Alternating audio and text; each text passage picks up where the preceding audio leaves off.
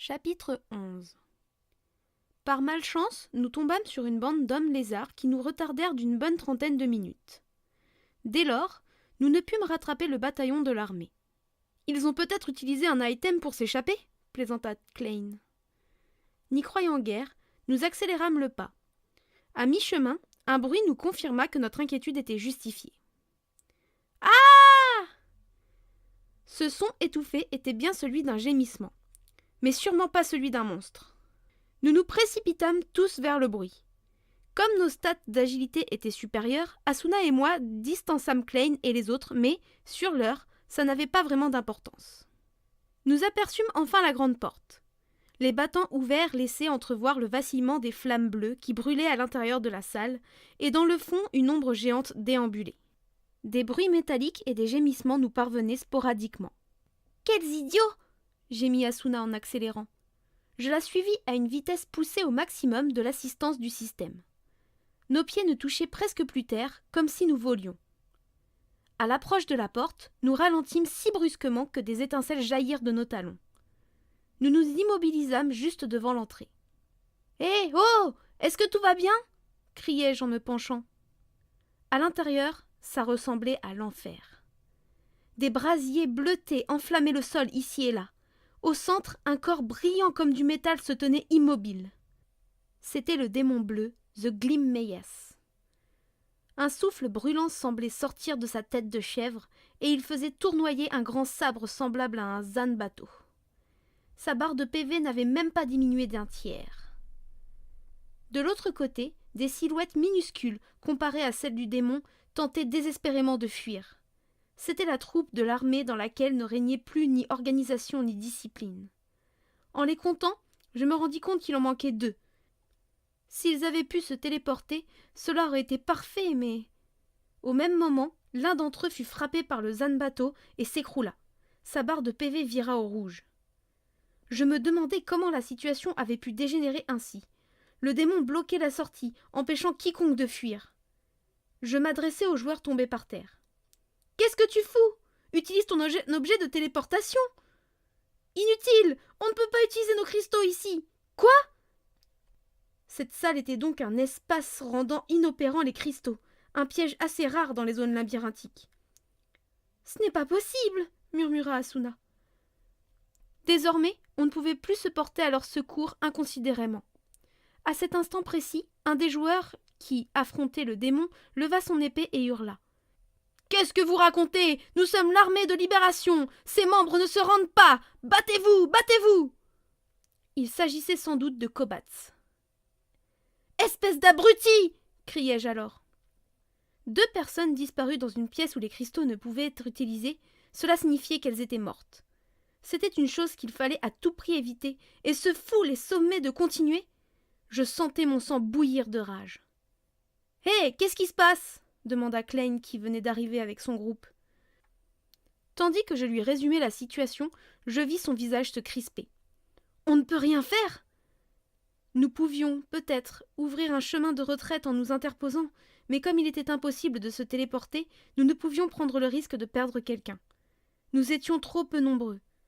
Soudain, la voix tonitruante de Kobats résonna. « Attaque ! Général !»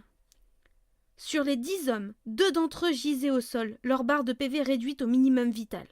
Au milieu des 8 restants répartis en rang de 4, Kobats, sabre au clair, menait la charge. « Arrêtez !» m'exclamai-je. Mais mon ordre ne fut pas entendu. L'attaque fut vaine, même à 8. Ils se gênaient mutuellement, incapables d'utiliser correctement leur technique d'épée. Il aurait mieux valu qu'ils restent en défense en switchant l'un après l'autre pour causer des dommages chacun leur tour. Le démon, bien campé sur ses jambes, poussa un mugissement si terrible que tous se mit à trembler dans la salle. Il souffla un gaz aveuglant qui enveloppa les assaillants d'une fumée bleue, les ralentissant considérablement dans leurs offensives. Puis son sabre s'abattit avec une puissance inouïe. L'un des hommes voltigea dans les airs au-dessus de la tête du démon et vint s'écraser lourdement devant nous. C'était Kobats. Sa barre de PV s'évanouit. Complètement hagard, il remua lentement les lèvres. « Impossible !» finit-il par articuler. Puis, dans un crépitement qui nous glaça d'effroi, son corps explosa en une infinité de fragments. Comprenant qu'ils venaient de perdre leur chef, les membres de l'armée essayaient désespérément de fuir. Leur barre de PV n'était plus qu'à la moitié. « Non, ce n'est pas possible, non !» murmura Asuna d'une voix lasse. Je tentai d'attraper son bras, mais je ne fus pas assez rapide. « Non !» hurla Asuna qui chargea à toute vitesse en brandissant sa rapière. « Asuna !» À mon tour, je dégainai mon épée et m'élançai derrière elle. « Advienne que pourra !» éructa Klein en nous suivant, flanqué de ses pairs. Le premier coup d'Asuna frappa le démon sur le dos, ne réduisant ses PV que de quelques unités. Furieux, Glynmeyes abattit son Zanbato si vite qu'Asuna, qui tentait de l'éviter, fut soufflé par l'onde de choc et s'écroula au sol. Le prochain coup lui serait forcément fatal. « Asuna !» hurlai-je en m'interposant entre son corps et la lame du Zanbato. Mon épée se leva juste à temps pour dévier la frappe. Le choc incroyablement violent fit jaillir une pluie d'étincelles. Puis le sabre s'écrasa, perçant le sol avec fracas. « Recule !»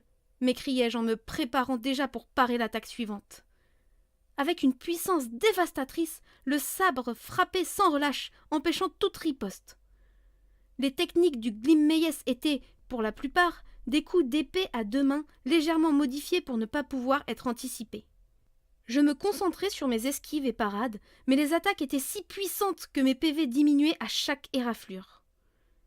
En périphérie de mon champ de vision, je distinguais Klein et ses amis qui tentaient de sortir les joueurs de l'armée, mais la position centrale du combat ralentissait leurs efforts. « Ah !» Un des coups m'atteignit de plein fouet, me paralysant et réduisant fortement mes PV. Mes choix d'équipement et de technique s'appliquaient peu à une réponse défensive, et je redoutais de ne pas tenir longtemps à ce rythme. Un frisson glacial de terreur parcourut mon corps.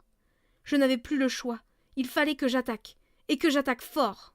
« Asuna, Klein, essayez de tenir 10 secondes !»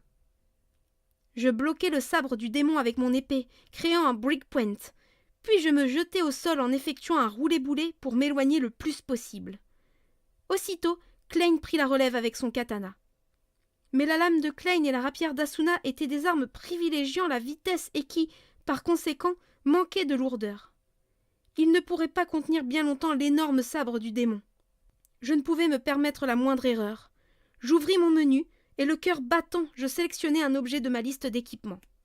Je le matérialisai et le fis glisser dans l'espace blanc de mon profil, puis j'ouvris la fenêtre de compétences et permutai mes techniques. J'appuyai sur Hoc et je surveillais que quelque chose venait bien m'alourdir. « C'est bon !» criai-je en me redressant. Klein recula. Il avait pris un coup et ses PV avaient diminué. Un cristal aurait pu lui faire recouvrer ses points, mais on ne pouvait l'utiliser dans cette salle. La barre d'Asuna, aux prises avec le démon, diminua de moitié et entra dans le jaune. En m'entendant, elle hocha la tête et asséna un coup incisif. « Ya !» Un rayon de lumière blanche rencontra le sabre du Glynmeyes, provoquant un intervalle important. « Switch !» hurlai-je en me jetant devant mon adversaire. Le démon remit du choc, brandit son sabre et l'abattit dans un jet de flamme sur l'épée que je tenais dans la main droite. Je tirai de ma main gauche la nouvelle arme que je portais sur mon dos et j'infligeai un coup précis qui réduisit considérablement la barre de PV du Glynmeyes.